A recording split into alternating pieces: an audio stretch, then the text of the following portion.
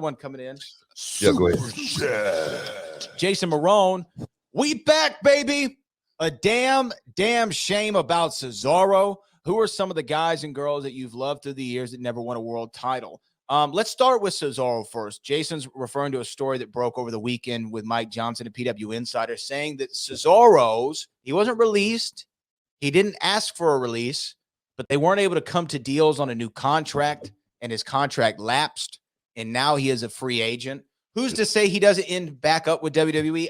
Who knows what's going to happen? But if he is gone, how do you feel about Cesaro's exit from WWE?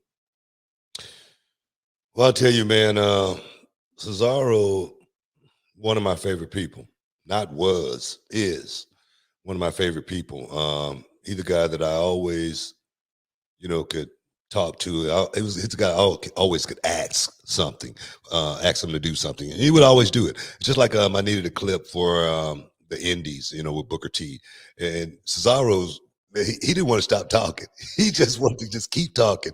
That's what kind of dude he is. I do know this, as far as being in the WWE, this guy has always played his role. Whatever role that may be, give it to me. I'm going to get it done.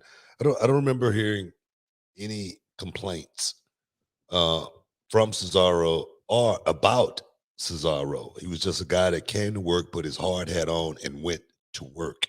I wish Cesaro would have got much further in the WWE. I thought he was a guy that definitely could have played a much bigger role. I remember the crowd being totally on Cesaro's side at one point, to where, man, you could tell they wanted him, in that position as well.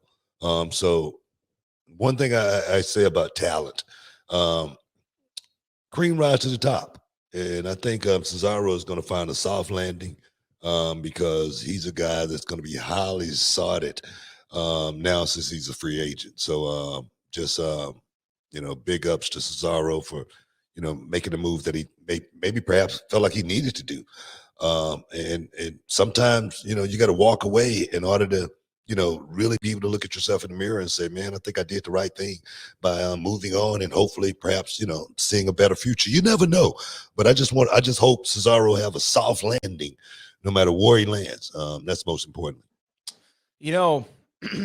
I've seen a lot of stuff online about how underrated Cesaro is as a talent, and I don't think he's underrated. I think he's properly rated. I think he's been underutilized.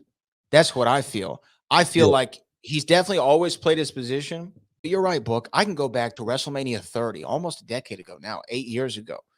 He power slams Big Show over the top rope to win the Battle Royal, right? The next night, he comes out and he says, I'm a Paul Heyman guy now. And Paul Heyman's with him. And you had Heyman, you had Cesaro, you had Brock Lesnar, all as a collective. And I feel like he was never hotter than that point where they had the Cesaro section. But then he kind of cools off for a while. He's in tag teams. He does this, he does that. Then this last year, though, leading up to Mania, he has these series of matches with Seth Rollins. He has his first singles match at WrestleMania, and he crushed it.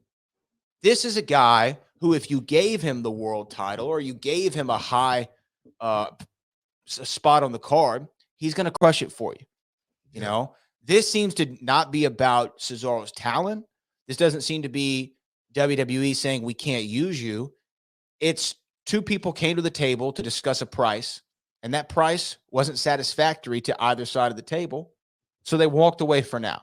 Who's to say months go by, call comes in from a 203 number, and we get this thing all worked out? Because he's a guy who, if he's on your team, you're better for it.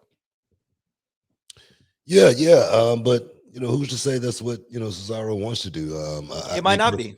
Exactly. I don't know. I don't know the ramifications of the contract. I don't know if that's what's the linchpin, because I'm not in the meeting talking it over or anything like that. But I do know Cesaro, like you said, at one point in time, the rocket was on him. And that's the one thing I always wondered, what is that one thing that, pushes the one guy over the top and the one guy just can't seem to get there? What is that? What is that one thing? Me personally, I always wondered that, because I've always questioned myself. always said, man, what was it about me that, put me over the top, to get me to the next level? I can't really, that's a question I really can't answer. I know I went out and did the work, um, you know, and I worked hard, but I know Cesaro when I didn't put the work in, and I know he worked hard as well, so when I see something like that, why didn't Cesaro win the world title? Why didn't he get, put in a position where he was, catered to a little bit better? I don't know, but I definitely think we lost a good one. In Cesaro, I must say that. To go back to Jason Marone's question, anybody in WWE or WCW for that matter that never won a world title that you thought should have? Man, should have won a world title but didn't. Give me some. I mean, Give me some names that names. come to my mind are Scott Hall, never won a world title in either company. I feel like he could have been a world. You could not trust Scott Hall with the world title. There's no way. You I, got to be at you got to that be time, probably not. You're you got to probably be able right. to trust the guy with the world title. You cannot trust Scott Hall. Good friend of mine. I love him, but trusting him with the world title, I'm not doing that. Back in the day, especially, probably Yeah. probably not the smart thing. Did you Scott's say, been very open Then you say a about guy his like demons. you said a guy like Jake the Snake, and then you go, wait a minute, you cannot trust Jake with the title. What about Roddy Piper? Piper, you cannot trust Piper with the title. You know what I mean? God rest his soul. Look, man, I said that before, man. The company got to be able to trust you. All of that kind of stuff falls under that banner, and I think I said that about Keith Lee. And I said Keith Lee got to be there on time. He's got to be able to, show up, no days off, and it's going to be hard, And that's what I mean about stuff like that, man. I mean, it's a multitude of things. Okay, I got another name for you, Ted DiBiase. Ted DiBiase was a guy you could trust, but I think him having the $1 million belt kind of trumped the world title, and Okay. I just don't think he needed it. Two more for you. Owen Hart. Owen probably would have won the world title. Sure, I think he passed away before he got a chance to. I really do. That's just my opinion, but I think I agree. He could have easily held that title. And here's the last one: Ravishing Rick Rude. Ravishing Rick Rude. At the time when he was in the WWE, I didn't know him. Let me say that first of all. I didn't meet Rick Rude until he came over to the WCW. But I thought Rick Rude was heavyweight championship material. I thought they could have put the belt on him and he could have ran with it. I don't know what kind of relationship Rick Rude had, with the company, behind the scenes, because that's normally what determines whether a guy, if he's, bankable enough to be put in that position as far as drawing tickets. He normally get put in that position if there's anything sketchy going on, like, man, is this guy gonna get arrested next week? You know what I mean? Something like that. I'm serious. You know what I mean? So, and in the 80s with wrestlers, you never know. Exactly. So, they put the belt on. I mean, David had to sporadically do it with Shawn. You know what I mean? Shawn wasn't the guy who could have a sustained run. You're right. You know what I mean? Because, something might happen with Shawn Michaels. You know what I mean? So I think that have a lot to do with, guys that, cash in and guys that don't. I could be wrong.